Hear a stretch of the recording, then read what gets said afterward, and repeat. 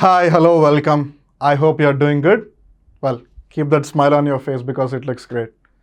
Well, today we'll be starting with a new chapter in economics, which is chapter number 2, People as Resource.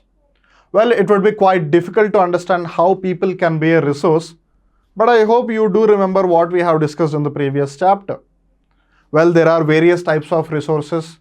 We do have something called as physical resource or natural resource like soil, land, air, water. These are natural resources where we are able to do something out of those which are available from the nature and we are able to satisfy our needs. In the same way, if we do have a need and if it is being fulfilled by a person, by a human being, that's when we consider human being as a resource. And if when it becomes a group, as we do know, human being is not just one single entity. Most of the time, he is a social being. He or she lives in a society. And what does society have? Community, population, the public. So that population is nothing but called as or referred to as people. Sometimes they can also be a resource. Let's take this example. We are suffering from a disease. Now what do we want? We want to make sure that disease gets eliminated from our body, or we become healthy, or we become disease free. Where will we go? We go to a hospital. Who will treat us? The doctor. So the doctor is providing the service to make sure that we are disease free, which means he is fulfilling our needs. He is satisfying the need. What is the need? Making ourselves disease free. Doctor is able to do that. Hence, doctor becomes a resource. If we take one more example, teacher. If teacher doesn't teach us, if teacher doesn't explain about the things, how they work or how they happen, or why did it happen in a particular way or particular manner, we won't be able to understand things. So teacher is a resource because they are able to make us understand things. They are able to make us understand concepts and everything. In the same way, driver. Driver is a resource, right? You want to go from one place to the other place, but you might not be having an option to travel in a public transport. Then what do? You will get a car, but you don't know how to drive. What do you do then? You hire a driver and they will do the rest of the duties. They will drive for you to the destination wherever you want to go. Driver is a resource. What about a policeman? Well, it can be a male policeman or a female officer, whomsoever it might be. What are they doing? They are providing security to the society. They are maintaining the law and order in the society by which people can live their own lives happily and peacefully. So in that way, police personnel or the police staff, they are considered as a resource. In that way, people can become a resource for other people or to the nation as well or to the economy. So this chapter completely focuses upon that. How people can be considered as a resource, how people are so efficient and effective as an economic resource, and how is it even possible, and how can they uplift themselves to become a much more viable resource or a much more fruitful economic resource. So we'll be talking about all those things in detail. So what are we waiting for? Let's get into the chapter, People as Resource. Before going into the details, let's have an overview about this particular chapter. The chapter People as Resource is an effort to explain population as an asset for the economy rather than a liability. First things first, we need to break down, or rather we need to understand what do these words mean, asset and liability. If something is going to add value to you, that will be considered as an asset. If something is going to take away the value from you, that will be considered as a liability. Let's take an example. You want to buy a biscuit packet because you are feeling hungry, but you don't have money with you. Let's consider that you have taken a 5 rupee loan from your friend, saying that, hey buddy, give me 5 rupees. I'm feeling very hungry. I want to buy a biscuit packet with that 5 rupees. And tomorrow when I come to school, I'll bring that 5 rupees and I'll pay you back. Now, until and unless you pay him back or pay her back, your friend, it will be a liability to you because you have to pay it back. It's not your own money that you are able to buy, right? You are taking someone else's money and you are buying a product by that 5 rupees, which means you need to pay them the back. That would be a liability because the value is being taken from you. Let's say if someone has to give you 5 rupees, consider the vice versa, the opposite scenario. You have given 5 rupees to your friend. Now they will pay you back tomorrow.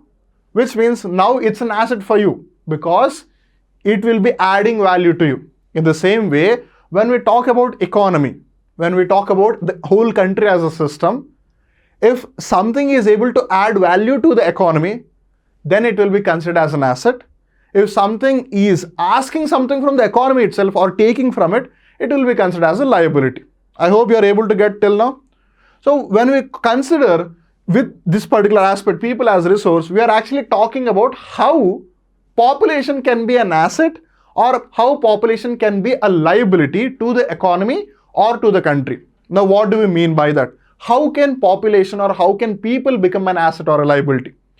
Let's say India can only hold up to 100 population. This is just to make sure you understand.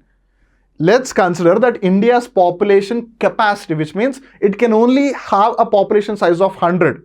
If there are 100 people, it would be great because that's what India can afford. If the population is less than 100, that would be even better because the resources are more, the people are less, hence they can use those resources to live a happy life. But what if it crosses the limit? What if the population of India becomes more than 100? Then there are more people fighting for less amount of resources. That's when everyone won't be able to get the resource. They won't be able to fulfill their needs and satisfy their requirements. So it won't be leading to better development. And hence, in that perspective, whenever we talk about people as a resource, population most of the times was always considered as a liability, which basically means if the country has to grow, it needs to have an optimum population. If not less population, at least it needs to have an optimum population somewhere in between. Rather, it should not be having an overpopulation or an oversized population. Let's say India's population is more than 140 crores. But what if that 140 crore population is living only in half of India? Then that would be a very big issue because you need space, you need resources, you need to provide facilities like drinking water, electricity, better transportation, better road facilities, schools, hospitals, law and order. You need to provide all these things, right? If those many people are living in a small area, that would be very, very difficult. Hence, it becomes a liability for the country because you are not able to provide to each and everyone. What? You are not able to provide the resources to them because in order to live, we need food. Where will you get that? From agriculture. If you don't have land, where will you do the agriculture? Which means you have to borrow from someone. Then it becomes a liability.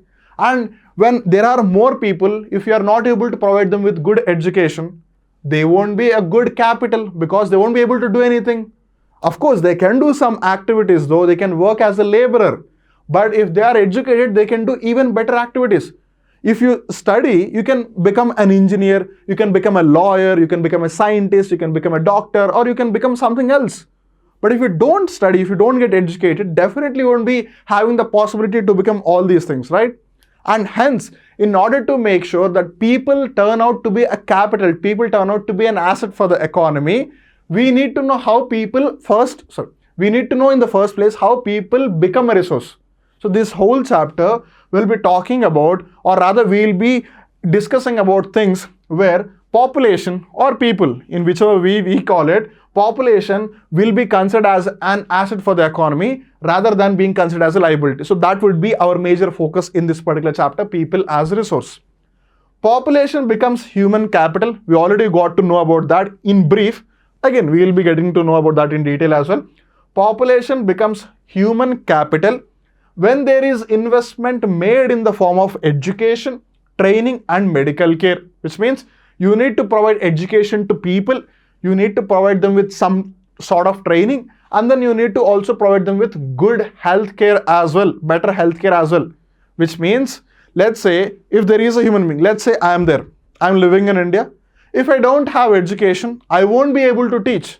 Rather, I won't be able to get a good livelihood opportunity as well, because of which I won't be able to earn more, because of which it will be burden on the country because I will be taking the resources, I will be using the natural resources, but I am not able to give much in return. This is something like if you are taking 10 rupees from someone, if we are only giving 5 rupees back to that person, they will suffer, right? Because they gave you 10 and you are only giving them 5 rupees back. So in the same way, if the individuals, if the people are taking more from the country or more from the economy, but not giving in return, that will be a burden on the country. So what the country can do is to make sure the population, the people who are there in the country, they turn out to be human capital. I hope you do remember whatever that we have discussed in the previous chapter. We got to know about the physical capital, the working capital. I hope you do remember. Whatever the resource or whatever the entity that is there, if we are using to make it something better or to make something better, that would be considered as a capital, a sort of a capital. Like if we talk about working capital, we need money to buy fertilizers. We need money to buy high-yielding variety seeds. If you don't have that, then you won't be able to buy it. And if you don't buy those, you won't be able to get good production. So that would be considered as working capital. If you are buying a tractor, that would be considered as a physical capital. But in order to do agriculture in the first place, you need land, you need water. So land becomes a primary resource or a capital because on which you are doing the agriculture. In the same way, I hope you do also remember that we have discussed in the previous chapter, chapter number 1, that we will be talking about human capital in the later part of the course of the economics. So here we will be talking about that aspect, how population can turn out to be a human capital, wherein human beings can be used to make sure things turn out in a different way. Like let's say, if you are an engineer, you know how to make products, how to manufacture products. But if you don't know that, you won't be able to produce anything new, because of which there won't be any value-added service being done over there. And when that happens, when human beings are able to do something, it can be in any form, it can be like a teacher, a doctor, a lawyer, whatever it can be. How that happens, how people turn out to be human capital, that's what we'll be focusing upon in this chapter. In fact, human capital is the stock of skill and productive knowledge embodied in them. What do we mean by that? We do have the knowledge. This is something about, let's say, I'm teaching you about economics, which means I have the knowledge of economics and I also do have the skill to teach that to you. Let's say they are treating the patients who are suffering with heart-related issues. Let's say he is a cardiologist or she is a cardiologist, which means they are good at treating issues related to heart. Now, they do have the knowledge about heart and everything, and they also do have the skill as well to treat the patients if they are suffering from something regarding the heart or related to heart. So that's what we say when we say the word human capital. They have the skill, they have the knowledge, and when both of them are with them, that's when they become a human capital. Even if you take a lease scenario like a driver need to know what is a clutch, what is a brake, what is an accelerator or what is a throttle, what is a steering, what is an indicator. If they do have that information, they can use it. And using the knowledge that you have is nothing but the skill. So if they have the knowledge and if they have the skill, and that's when they can become a good driver. I hope you are able to get that point. So in that way, how does population turn out to human capital? When they get these things. But when we talk about what human capital is, it is nothing but the embodiment or the stock that they have with themselves in the form of skill and knowledge.